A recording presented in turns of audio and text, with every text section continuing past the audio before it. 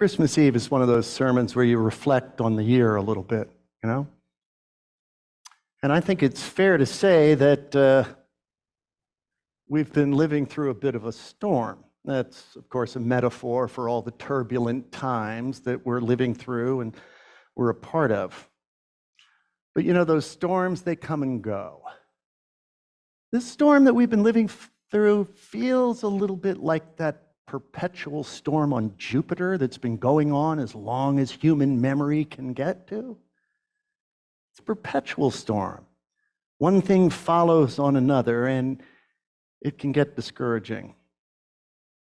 So this year, we lived through all the January 6th committee trauma and drama.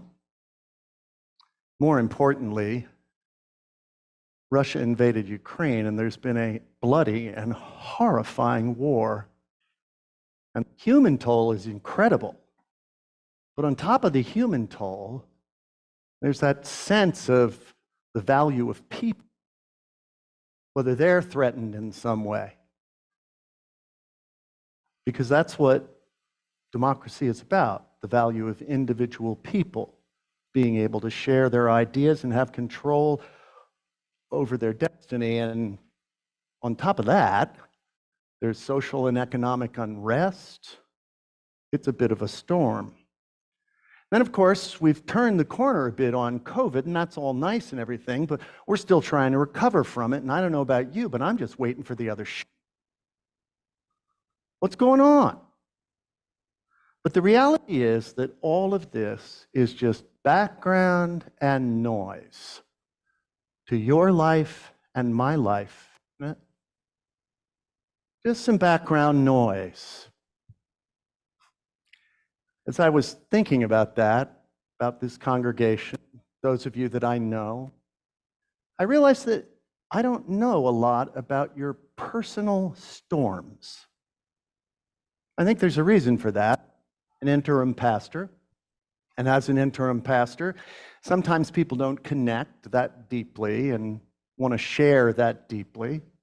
And that's okay, except that I'm kind of wearing out my welcome as an interim pastor. You know, I'm kind of becoming a real pastor now, and so we might want to do something about that in the future. But whether I hear those stories or not, I know for absolute sure that there are storms in your lives. I know that there are people in this congregation who suffer from depression. I don't have to know the story to know it. Because depression and anxiety, its cousin, are epidemic in our society. And one of the things that I've discovered over the years is that people hesitate to be treated for depression or anxiety. They just don't want to, expose themselves to all of that. They think there's something wrong with them if they do get treatment. What they don't realize is there's nothing wrong with you if you're depressed and anxious. There's something wrong with the society in which you're living. So get some help if you can, I guess would be the side comment there. The statistics will say that there are enough people in this room that spousal abuse is an issue for at least somebody. That's something I would like to know about because I'd be happy to stand with someone in that spot. These are the storms we have. We have diseases. I'm not talking about the shocking ones, the ones that we pray about on Sunday morning, but instead the chronic ones that we feel. Those struggles in life that just go on week after week and month after month. I suspect you know what I'm talking about. There are family crises. A lot of the members of this church are grandparents. And there's nothing like a grandchild in trouble to upset your equilibrium. They're important. Makes it difficult. And of course, there's substance abuse, which again, statistically, must impact people in this group. Understand, I don't see it as a personal failing, really. I see it as a societal failing when people find themselves in that spot. But, all of these things may come and go, but at a certain point, it feels like our lives are, living in that storm on Jupiter. The author of the Gospel of Matthew gets it. He really does. We think of these Gospels as being written shortly after Jesus died and rose again. Okay, so people write these things down and they maybe have different versions of the story. But the reality is they were written decades later. Matthew, probably 85 AD. Okay, so we're talking more than 50 years after Jesus died and rose. Why was it written? I mean, for crying out loud, he copied most of Mark, so he didn't really need another story unless it was being told for a reason. And the reason Matthew told his story is that his people were in a mess. They were dealing with an existential crisis, with turmoil that in many ways, I guess we can imagine. Their identity had been taken out from under them. Their economic security had been taken out from under them. Their fundamental belief in the nature of God to care for them, the fundamental belief in how they would grow and develop and be healed and be loved by God had been shaken. Why? Because Rome had come in and destroyed the temple. What was the temple? That's the house where God lived up on that hill. Gone. The Jews spread all over the area, the diaspora, and this gospel was written to a group in Antioch. At least that's what scholars think, and makes a certain amount of sense to me. It was written at a time of epochal change. The world had turned upside down for them, and what was its message? God, in the midst of all that, is always quietly at work. A little life comes into the world and is ready to turn this crazy, upset world upside down. And that God is with you, and that God is with me. In fact, I'd say that very light of that little child lives in you and lives in me. That's the hope that Matthew wants to offer. You're not alone. And to the degree that you can be touched by the truth of that reality, you'll realize that the poet Leonard Cohen was right, that the cracks are there in our lives to let the light in. If we can focus on that light and focus on that healing, if we can focus on the enormous creative potential of humankind, we will begin to see the new hope and the new life that Christ was born to reveal to us. We've seen a little hope this year. I can pick a couple of things. For me, the Webb telescope, oh man. You look at those pictures, the enormity of God's creation, realizing the same God that created all that, created your life and lives within and is expressing himself through you. It's incredible. It's enough to make you believe in God. First fusion experiment that got more energy out than it put in.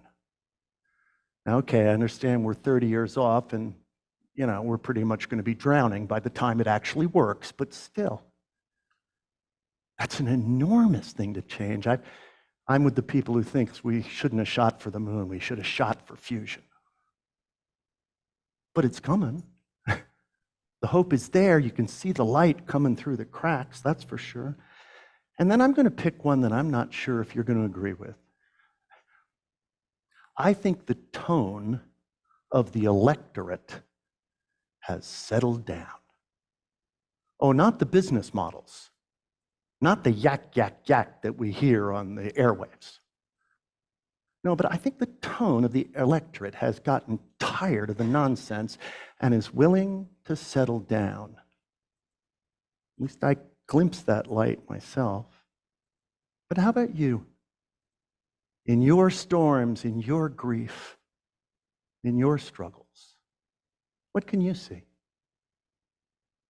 Sometimes we see that light coming through us and coming into us through the eyes of another human being who is expressing God's love. Just caring eyes.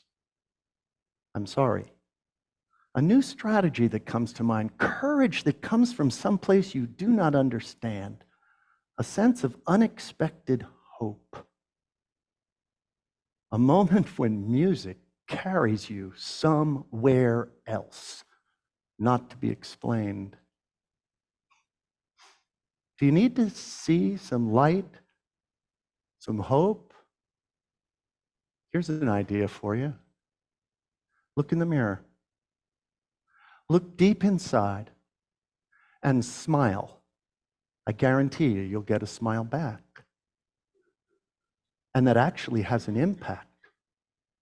Because when we focus on the light coming through the cracks, it changes the way we look at the world around us.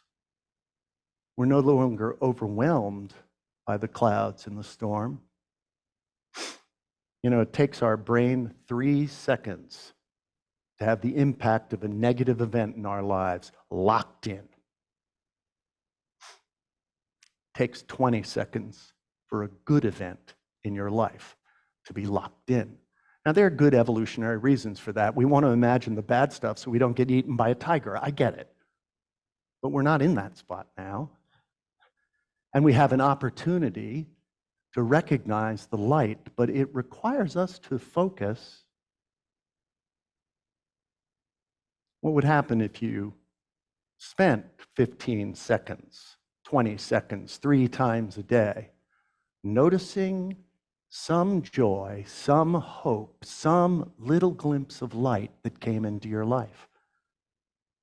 Just a habit, a couple of weeks. I think you might find that somehow your approach to the world around you begins to change. That's what Matthew wants us to get from his story. That the light comes in, the hope comes in. We don't read this story because we believe in the virgin birth, for crying out loud. That's not why we read it. We don't read this story because the shepherds showed up or because angels were singing choruses in the sky.